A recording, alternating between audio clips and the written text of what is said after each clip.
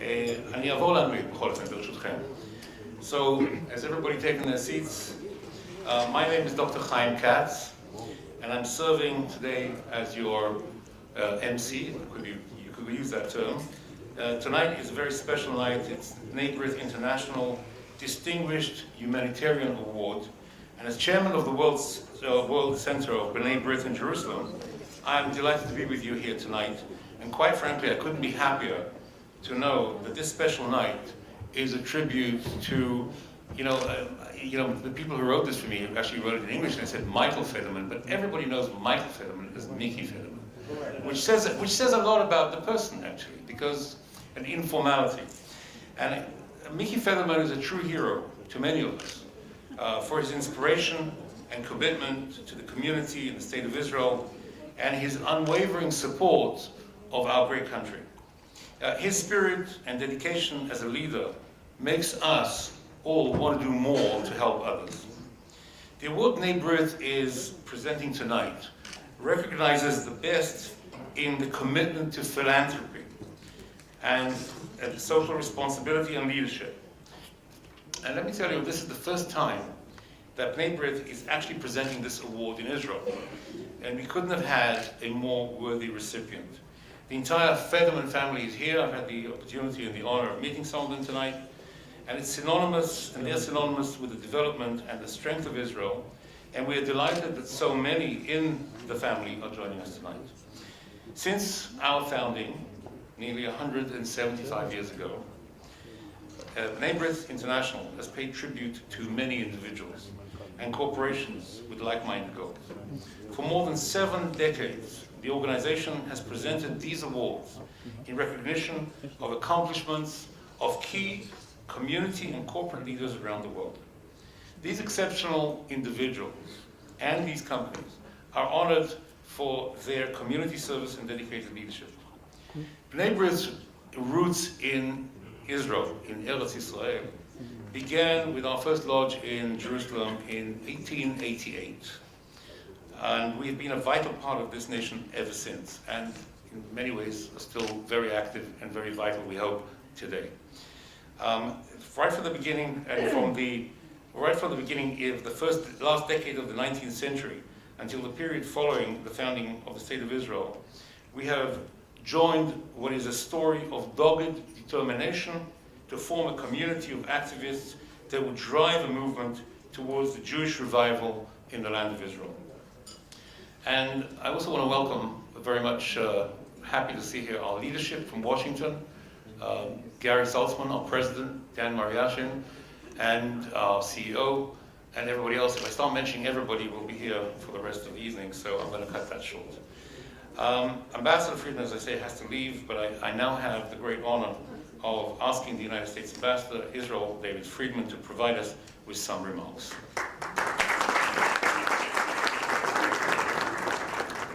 I used to hate the people that used to come to the dinners and speak and then leave. I thought that was somewhat presumptuous that people would be able to show up and leave. And now I've become one of those people, so I apologize. I have another event occurring simultaneously, and then another event after that. I will confess to you, I was never this popular before. And I don't for a minute think that over the last 6 months I've become more charming or interesting or anything else, but there is something about being the U.S. ambassador to the State of Israel that is very special, and it is, of course, the great honor of my life that I have been given this opportunity to really, if you will, manage and do whatever I can to strengthen the relationship between really the two countries that I love, the United States of America, which with the greatest of respect to the State of Israel, the United States is the greatest experiment in the history of self-governance that the world has ever seen. And it is just a country that the more I now have the privilege to serve it, I can't tell you how impressed I am with its structure. It's the people that serve that country. its commitment to service. Of course, the State of Israel is the nation of my faith. It's the nation of the Holy Bible. It's the nation where Jewish history began and where Jewish history continues to be made. And from the perspective of the Jewish world, it is the center of the Jewish world, and it always will be. And so, to connect those two nations in all ways that they can be connected, whether it's cultural or religious or spiritual or economic, of course, at the military and the intelligence level, we don't talk about it, but the relationship is extraordinary. To be part of that in a small way is something that I thank God for every day, and I actually seek His guidance every day as to make sure that I'm fulfilling this extraordinary mandate to the best of my ability. I want to congratulate B'nai B'rith. It is, as already has been said, one of the oldest, if not the oldest, Jewish communal organization in the United States. Its reach goes well beyond the United States. It's obviously active here. It does a tremendous amount of good for the community and for the Jewish people, and very much worthy of all of our support. And I'm quite delighted that I have the opportunity to be involved in a presentation of the first Distinguished Humanitarian Award here in the State of Israel. So that's a great opportunity for me. And I could think of no one more deserving of that award than Michael Federmann, who now you may say, how do you know that? You just met me a few minutes ago. Of course, that's, what else was I going to say? But I am, in the time I've had to come to understand a little bit about Mr. Federmann, I think he represents all that is good about the State of Israel on so many levels, whether it's his extraordinary service as a member of Sayeret Matkal, which seems to produce such a disproportionately high number of Israeli leaders, to his mastering of the old Israeli economy, the hotel business. My father-in-law was in the hotel business. He had one hotel, not like you, but I can tell you it's a tough business. I don't know if you have this problem. My father-in-law I used to watch my father-in-law at the front desk as the guests used to check out. And it was a Jewish hotel in Miami Beach. And they came with a list. They said, on Tuesday the hot water was off. That's $10 off for that, and then, I asked for room service and it came, 20 minutes late. I should get $15 off for that. I mean, if you have those kind of customers, you should maybe think of another business. But the truth is that, of course, the King David Hotel is really one of the iconic hotels, one of the iconic properties in the entire world. And I want to thank you on behalf of the United States of America for the treatment that you have provided some of our leaders, most recently, of course, President Trump. And I'm fortunate enough to have an apartment, a tenant of yours. The United States provides me with an apartment in the King David. And there's absolutely nothing about the service that I get that I would complain about. So you shouldn't expect me to be asking for a discount. I'm more than happy to pay what I'm asked to pay. But the president himself was really grateful that he was treated so well on his trip, and I have no doubt that the Vice President Pence will receive the same treatment when he arrives in December. So you've mastered the old economy, and you've mastered Sayeret Matkal, and then if that weren't enough, you went off and became the chairman of one of the great new economy companies of Israel, Elbit, which has such a significant presence in Israel and throughout the world. I should tell you that I don't get that much time away or time to relax, but I do have a nice pool in my house. And I use the pool in my house because nobody can see it or take pictures of me. And then one day I was there on a Shabbat, all of a sudden a drone came overhead and took a picture of me in the pool. And I just hope that wasn't your drone, that's all. Because I know Elbit. Okay, good, thank you. So I know you're one of the world leaders in unmanned aerial vehicles. So, Sayeret Makal, Don Hotels, Elbit, and of course you're, as I understand, you're also very active at Hebrew University. I mean, as they say in Yiddish, Ala Milas, you've really done so much for the state of Israel, and I just can't think of a better candidate to receive an honor from B'nai B'rith, so mazel tov to you. We wish you only great success in the future for yourself and your family. Of course, everybody else here as well. Thank you very much.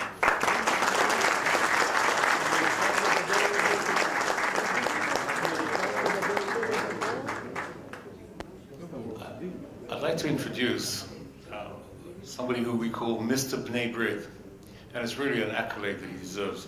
Dan Mariashin serves as the CEO of B'nai B'rith, and he's here from Washington tonight with our president and our chairman of the board. He serves as the B'nai B'rith top executive officer, directing and supervising the organization's programs, activities in over 50 countries. The author of numerous articles and reviews on foreign affairs and national security issues. He appears frequently as a foreign affairs commentator and analyst on television and on the radio. He's lectured on foreign and defense affairs at the United States State Department's Foreign Service Institute, the Marine Corps Command and Staff College, and other military installations around the country. And by the way, if anybody here would like to hear some of these things that Dan has to give us, then why don't you leave us your email address, and we'll notify you when we have these webinars on the internet, which I'm sure you'll be glad to join us. Dan is cognizant and knows presidents of many nations, including the Pope and other people of this level, and he's been involved in dialogue that affects all of us. In the United States and abroad, Dan has met with prime ministers, foreign ministers, opposition leaders, and he keeps on doing that. He travels around the world, and I don't know where he gets the energy from, so I'd like to introduce Dan Mariashin. Thank you very much, Chaim, and I'm delighted to be with you to honor Mickey Federmann, whose efforts and vision have profoundly affected life in Israel for the better. And you'll be hearing more about that as the evening goes on. For those of you who may have heard of our organization but are not familiar with our accomplishments in Israel and around the globe, I'm proud to share a glimpse of our organization's 175-year heritage tonight. But before I do, I really want to thank, because I'll forget if I don't do it now, I want to thank some people who really made this evening possible. In particular, Chaim, thank you very much, but Alan Schneider, who is the director of the B'nai B'rith World Center. Alan, where are you? Thank you very much. And Bob Miller, who is, he's based in Los Angeles, but he does this kind of thing for us, and he's the best in the business. I've known him for 30 years. Bob, you're probably not in the room. He's probably checking out. There he is in the back. All right. And he's joined by an associate of his, Melanie Marconi. And Melanie, thank you. And I want to introduce a colleague of mine who is our Director for Latin American Affairs. And he's based in Montevideo, and he is the Dean of the Professionals in Jewish Life in all of Latin America, Eduardo Cohn. Eduardo.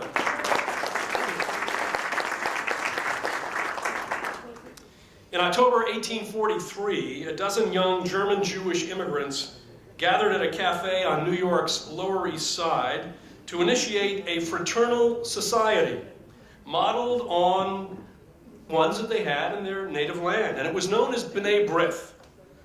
Intending to forge stronger ties among other new arrivals to America, because they hadn't been there too long themselves, they revived and acted on Jewish ethics and values. And the first project that they had, actually, was to raise money for an indigent widow.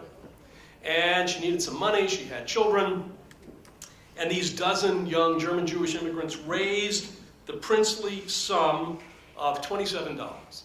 So I don't know if somebody can figure it out. If they have a phone and they want to try, exactly in 2017 dollars is probably a fortune. But that started our mission in terms of volunteerism and in helping the community. So they established these lodges in New York and beyond. Members helped one another to acclimate to the new country and to succeed in America. And over the next several decades, B'nai B'rith spread as Jewish immigrants arrived, and they formed communities in cities and in farming towns and in the smallest mining towns in the western part of the United States. Attracting successful professional and businessmen over the years as members, B'nai B'rith gradually expanded the definition of what it is to be a community. And its members built hospitals, orphanages, libraries, and old age homes for the benefit of all. The first American organization to initiate humanitarian relief programs, B'nai B'rith first assisted Jews in Palestine in 1865, raising funds for cholera victims at the request of Sir Moses Montefiore. It was in 1888 that a branch of B'nai B'rith was organized in Jerusalem. And its charter members were educators, and translators, and journalists, and they introduced modern life here in Palestine. Its first mazkir, its first secretary of that group, was the father of modern Hebrew, Eliezer ben Yehuda. And as they moved forward, they established schools for adults and children, including one of the most innovative educational advancements of its time, the kindergarten. They opened hospitals treating the sick and mentally ill, and they improved Jerusalem's infrastructure systems. Launching a mission of historic significance, two leaders of the Jerusalem Lodge, Eliezer ben Yehuda and the linguist Ephraim Cohen, promoted spoken and written Hebrew throughout the land. And heading B'nai B'rith in Palestine for nearly 30 years was the translator and teacher David Yellen, who influenced generations of university students. And when European Jews came to Palestine as refugees in the 1930s, the Lodge members in the United States, already enduring the hardships of the Depression, answered the call, raising the then spectacular sum of $100,000 to build a new settlement, Moledet B'nai B'rith. And they did it again in 1941. In 1947, a reluctant President Harry Truman was urged by his friend and former business partner, Kansas City Lodge member Eddie Jacobson, to see Israel's soon-to-be president, Chaim Weizmann. As Eddie had hoped, this meeting resulted in the president's official support for partition. And after Israel attained statehood, B'nai B'rith increased its aid, transmitting food and clothing, vehicles and equipment in ships that came to Israel in those early years.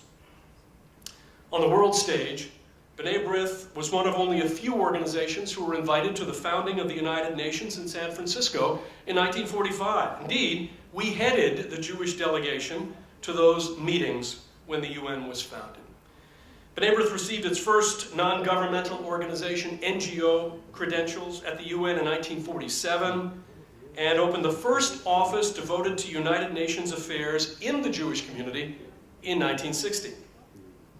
Our participation is focused on advocating for Israel and combating bias against it, not only in New York, but at UN agencies like UNESCO in Paris, and especially the UN Human Rights Council in Geneva.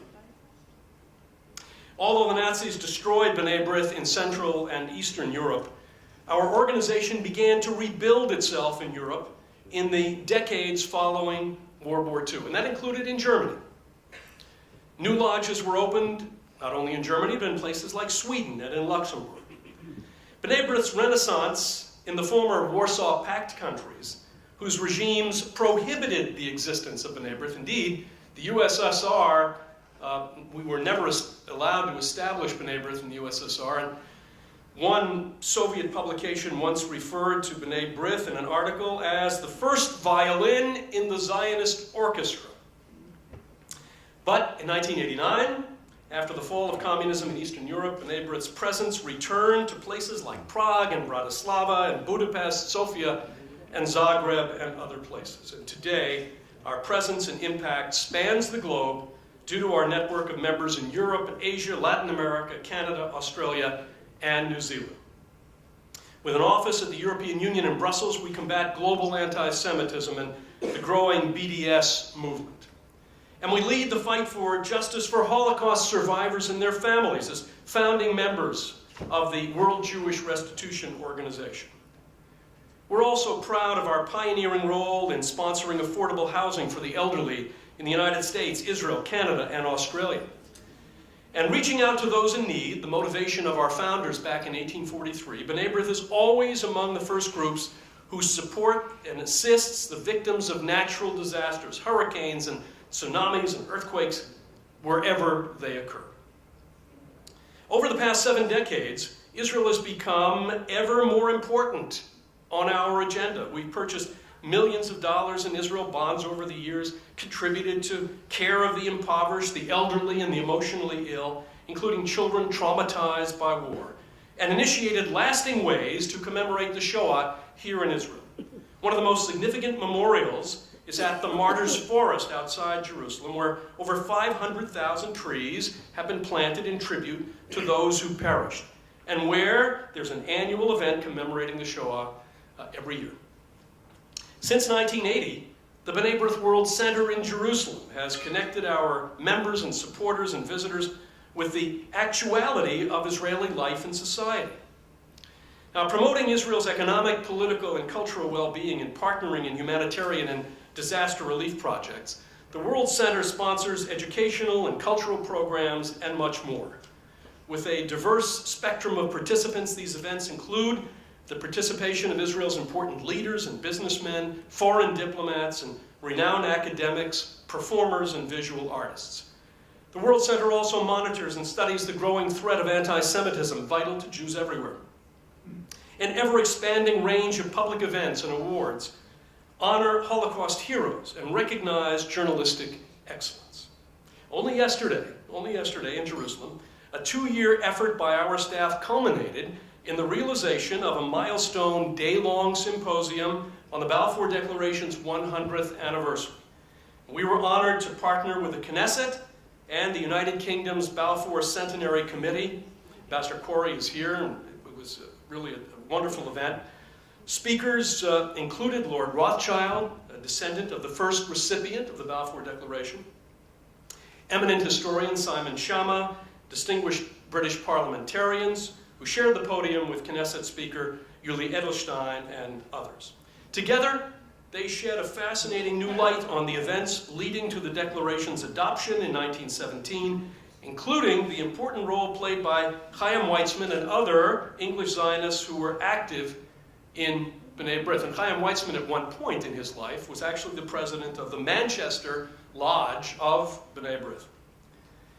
At the same time, the World Center invited and is hosting a contingent of B'nai B'rith leaders from Latin America who are here with us this evening in this audience, providing them with opportunities to observe the latest innovations in science and technology, new archaeological discoveries here, and to learn more about the IDF and its mission to protect Israel.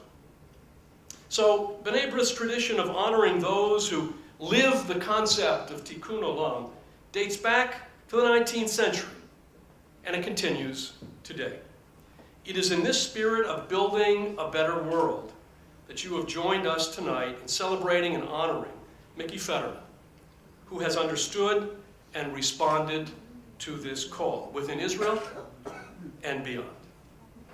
Now, please join me in watching a brief video about our work. Thank you. His Excellency Clemens von Goetz, the ambassador of Germany to the State of Israel, to say a few words.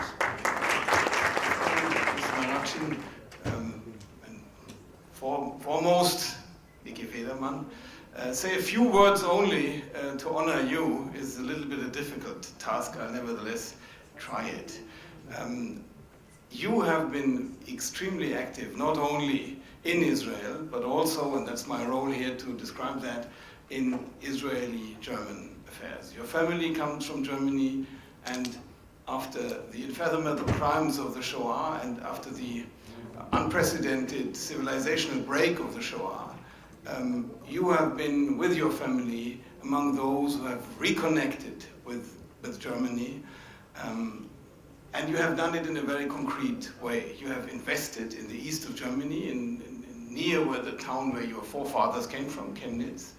You have taken over a company, and not very many companies in the former communist East Germany were very successful after German unification. The one you took over, because you did it, was very successful, and still until this day. You have established contacts with the Freiberg University, where this company operates, and you have done a lot of things that I cannot mention without being here for half an hour. But I will at least mention that you have been active as the president of the German-Israeli Chamber of Commerce for now 12 years.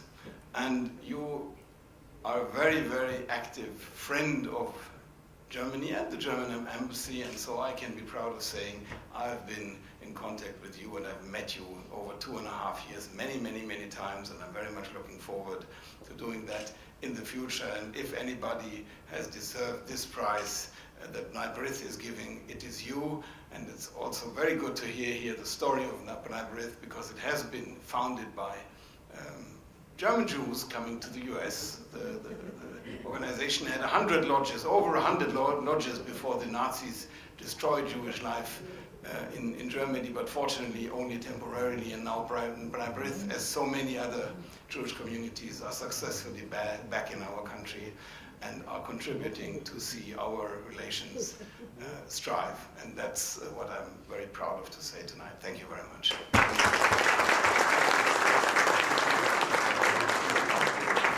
Thanks for your words. I would like to invite His Excellency, the Ambassador of India to the State of Israel. Ambassador Kapoor, please come up. Good evening. Shalom, Erev Tov, and I'm afraid that's where my Hebrew finishes off, so I'll have to stick to English. But just to say thanks to B'nai B'rith and Gary Saltzman, Dan Mariashin, the Federmann family, of course, Mickey particularly. Great pleasure to be here today, to be there on this occasion when you're being honored, which I think is a very, very well-deserved honor.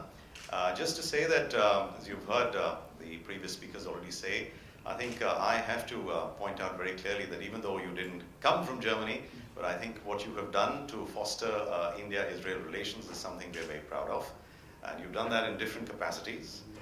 One capacity, of course, as chairman of the Board of Elbit, which I think is very significant.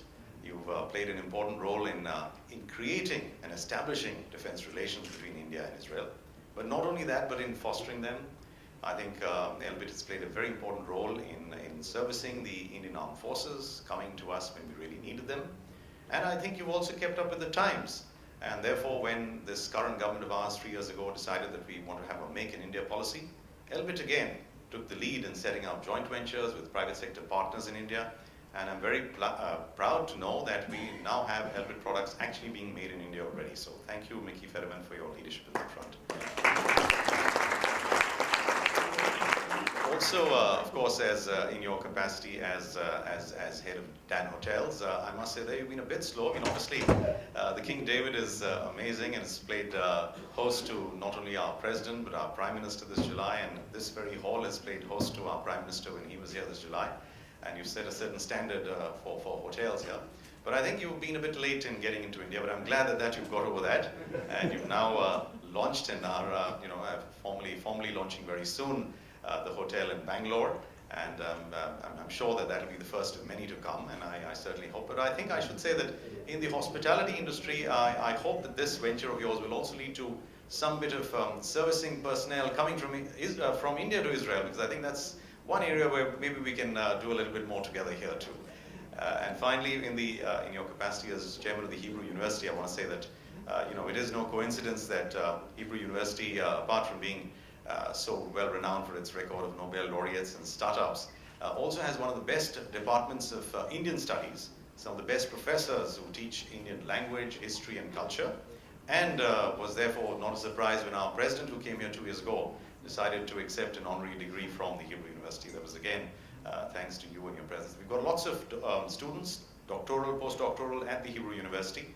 So again, Mickey, just to say congratulations and thank you to B'nai B'rith for being here, but your contribution in diverse sectors to India-Israel relations, whether it's defense, academia, or even, of course, in the hospitality industry is great, and we thank you very much for it and look forward to it. Thank you. I would just say that we're still basking in the heartwarming visit of Prime Minister Modi to Israel, which was, I think it's inspired another form of Modi mania. Everybody was so enthusiastic. There's somebody else that I'd like to invite to the forum, to the podium here today, and that's something that I haven't seen for 2 years, and I'm seeing him every night. I had the pleasure and the honor of sitting just behind Ambassador David Corey from the United Kingdom. Apart from anything else, Ambassador Corey read out a message from Prime Minister Theresa May, in which she called the Balfour Declaration one of the most important documents in history. We certainly agree with that. And she also said that not only will the UK not apologize, as it has been pressed to do by various forces in the world political community for the Balfour Declaration. On the contrary, the UK is proud of having helped to establish a Jewish homeland in Eretz Israel. So Ambassador Corey, please, let's hear it. Subject amongst diplomats about what the collective noun for a group of diplomats is. We normally settle on cocktail. It's a cocktail of diplomats. You'll be relieved that we're nearing the end of the cocktail, I think. Mickey, it's a great honor to be here with you this evening. Thank you to B'nai B'rith. Thank you also for your role in the Balfour event at the Knesset yesterday. We've spent a lot of the last week marking the centenary of the Balfour Declaration. And Theresa May, as you said, talked about our pride in that small part in the creation of the modern state of Israel. But she also said that Israel's achievements are the outcome of the work of Israelis, not of Brits or anybody else outside of Israel. And it's the work of Israelis, particularly like you, Mickey, and the Federmann family. You've made an extraordinary contribution to this country in terms of security through your own personal contribution and through the work of your business, to the economy of the country through the extraordinary success of all the companies that you're involved in, and also to things like education, as my colleague was mentioning with the Hebrew University and others. So it's an extraordinary record of personal achievement, and your humanitarian contribution is great as well. But amongst all that, and alongside being a friend of Germany and a friend of the United States and a friend of India, you've managed to squeeze in a bit of friendship for the United Kingdom as well in all of these areas. And it doesn't really matter that I say it, because Her Majesty the Queen recognised that in the birthday honours in summer 2014, when she made Mickey a commander of the British Empire. Some people don't like the fact that our honours still have the word empire in it. I rather like the irony that a citizen of a former mandate territory now commands the British Empire. I think it's in very safe hands, Mickey. Thank you for everything. Thank you for your friendship. Thank you for everything that we've done together and your support for our embassy and everything we do together. Congratulations. Kol hakavod.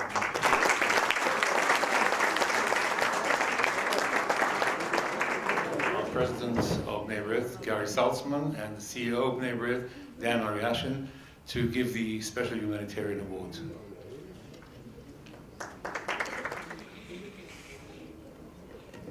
It's good to be here this evening. I had the opportunity to meet Mickey as I walked in the room, and I looked at him, and of course he probably didn't recognize us, but I looked at him and I said to myself, I know this man. I've seen him before. Then I realized that the person I was thinking of certainly wasn't someone from Israel. It was my banker and client in Colorado. A very, very similar image to him. So very fond of him. So I had a very fond feeling after I met you, and certainly the great opportunity to be a part of tonight. On behalf of the Board of Governors of B'nai B'rith International, I am honored to be here with you for this special evening and award presentation. I'd also like to recognize, as Dan had, as far as some of the professional staff that had been here, to recognize some of our leaders of B'nai B'rith, volunteer leaders of B'nai B'rith International, and members of our board of directors who are joining us tonight from the United States and elsewhere in the world. I'd like to introduce them individually. Peter Perlman, our chairman of the Executive Board of Directors. Sheila Mawson, a senior national vice president from Canada. Brad Adolph, who is a member of our board of directors as well. From Latin America, we have Jorge Steinfeld. He's somewhere in here, I know. Please stand up. Thank you, Jorge. And Jacobo Walkowitz, both from Uruguay. Thank you for being here. And I would be not complete if I didn't at least acknowledge Daniel Gratz, B'nai B'rith Israel President Lodge. And of course, there is a mission here, as was mentioned, from Latin America. We welcome you all and thank you for taking time and to be a part of tonight's celebration. Thank you for that group.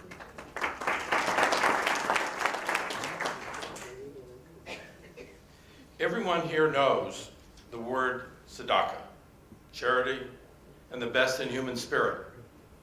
And that is what this award and this evening is all about. The Distinguished Humanitarian Award you see here is a custom-designed glass tzedakah box, handcrafted by a renowned Jewish artist in the United States, and we are so pleased to presenting it to Mickey this evening. As a corporate leader in Israel, Mickey has held different managerial positions in the Federmann Group. He currently serves as chairman and CEO of Federmann Enterprises, as chairman of the Board of Elbit Systems, and as chairman of the board of the most illustrious hotel chain in Israel, Dan Hotels. Can never say it enough, correct? Mickey oversees more than 3,600 employees at Dan Hotels, which is celebrating its 70th anniversary this year. From its humble roots as a guest house here on the beach in Tel Aviv, to its crown jewel, the King David Hotel in Jerusalem, to its newest hotel in Bangalore, India. Both Mickey and Dan Hotels serve as a vibrant part of Israel's economy and its future. As chair of Elbit Systems, a world leader in defense electronics employing 12,500 people around the globe, Mickey and the company also serve as a beacon of Israel's power and innovation. Beyond his corporate responsibilities, he serves as chairman of the board of Hebrew University and holds numerous honors, including honorary commander of the Order of the British Empire and Commander's Cross of the Order of the Merit of the Federal Republic of Germany, among others. Finally, and perhaps most importantly, he is known as a respected leader, caring friend, and committed family man. He represents the best in people, the best in spirit, and the best in humanity. As such, I now have the distinct pleasure to ask Mickey Federmann to come to the podium and accept the 2018 International Distinguished Humanitarian Award.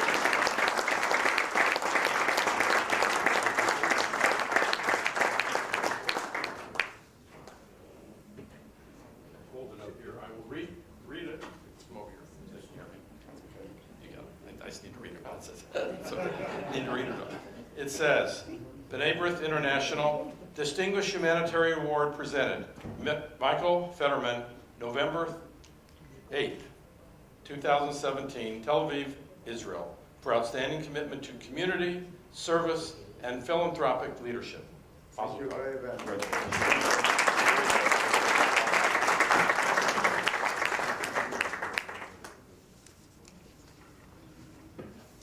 Podium is yours. No free lunch, no free dinner. Your Excellency, the Ambassador von Goethe, Kapoor, and Query, thank you very much for your warm words. And Dan, Gary, and Chaim, and where's Bob Miller? Thank you for organizing this very moving evening. This morning, Leora, my wife, asked me, what are you going to say? And I told her I honestly don't know. It will depend on what will be said, because I had no idea, honestly, and you know it, why you chose me, why you decided to give me this very unusual, important, and gratifying consideration and reward. I thought of many things, and I'll be improvising. When you said humanitarian, I was thinking about basically my roots. If you're right, and I'm owed this honor of a humanitarian reward, then this has to go back. And it basically goes back to 4 pillars. The first one is my family, especially my father, who came from Germany, left today or tomorrow 38, so this is 69 years ago, or 79 years ago, 79 years ago, the day after Kristallnacht, which is tomorrow. My father left Germany. He was an active in the Zionist organization in Germany, and he left immediately after Kristallnacht. He was told to move to London, and he replaced Teddy Kollek in his Zionist activities in London, where he stayed until World War started on the 1st of September, 31st of August, and that's when he left England and came to Palestine. And he was a real pioneer. He was a Zionist, a pioneer, a chalutz, as they called them at the time. And and he was a proud Jew, but a liberal Jew. Our grandparents were religious, what it was called at the time, not Haredim, but Adukim. And even though we were very liberal, there was a lot of respect for religious members of our family and friends, but we felt we should be more liberal, more universal. And then I was, for different reasons, sent to a boarding school in Switzerland. And I was educated in Switzerland in a very universal education. And I basically became a man of the world. And I studied there from the age of 12 to 18 until it's called matriculation. And I became very universal, speaking many languages, understanding many cultures, befriended with many, many people all over the world. I was in an international boarding school. And then I came back to Israel. I was 18, to the army. And I don't know how Ambassador Friedman knows it, but I volunteered to Sayeret Matkal. And I served there for 3 years in what we call military service, but then for 30 years in reserves. And I think that this experience, and especially my commanding officer, some of you know him, Avraham Arnan, had a very, very strong influence on my future. And if I take those 3 pillars, and I talked before about 4, but those 3 pillars, together with my 4th pillar, which is my wife. And Liora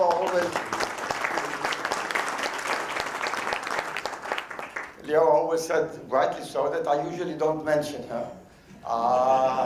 But if I really have to make some kind of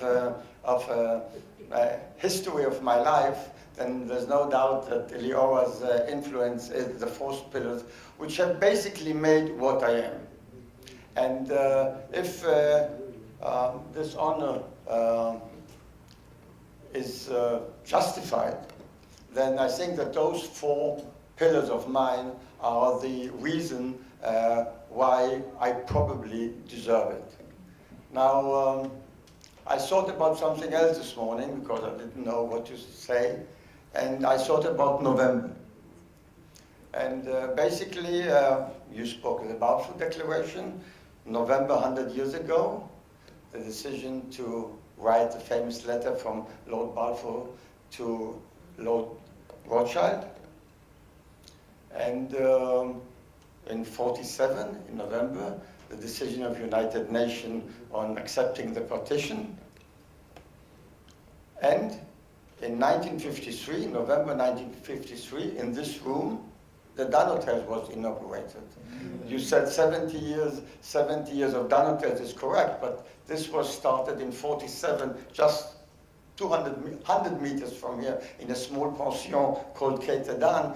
But immediately after that, my father and my uncle started to build the Dan Hotel, and the Dan Hotel was opened on the 3rd of November 1953. This is 64 years ago. So basically, November is a very important month in our family's life. And as I said before, on the 10th or 11th of November 1939, my father fled from Germany via Holland to England.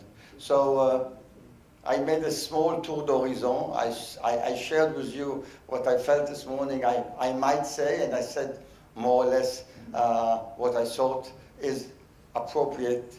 And let me end by saying that I knew very little about B'nai B'rith. I'd heard the name B'nai B'rith. I had some friends in Switzerland who were members of the Lodge of B'nai B'rith. I think one was even very active by the name of Berlovitz. But I knew very, very little about B'nai B'rith.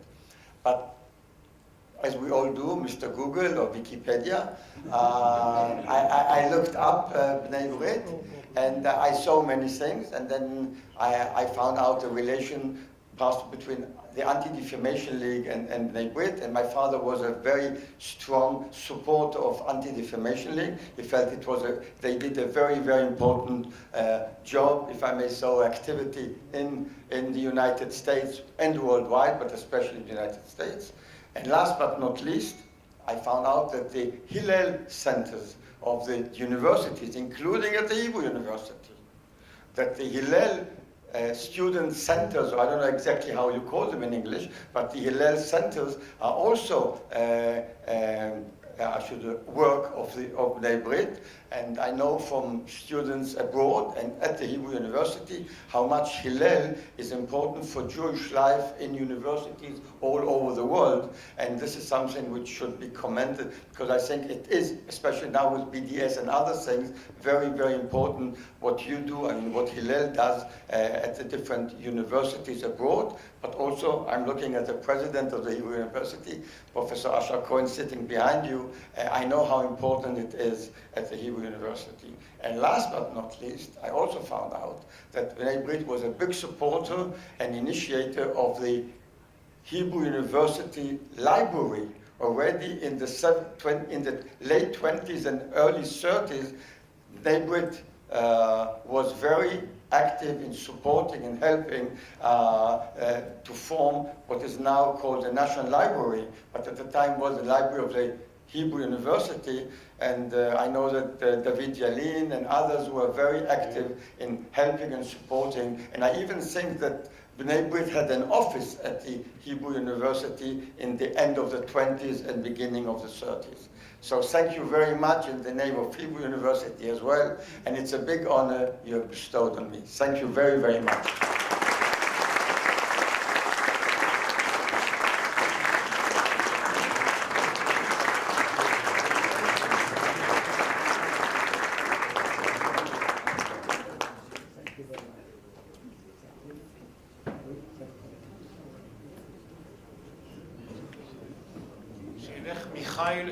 May you go from strength to strength and continue to be one of the important leaders of the State of Israel and of the Jewish people. L'chaim. L'chaim. I would like to end by saying one thing, and that is to hear from an important communal, business, and philanthropic leader that is something which has always been confirmed to me, and that is cherchez la femme. Behind every great man, there's a great woman. And therefore, we also want to toast Mrs. Federmann and l'chaim to her too.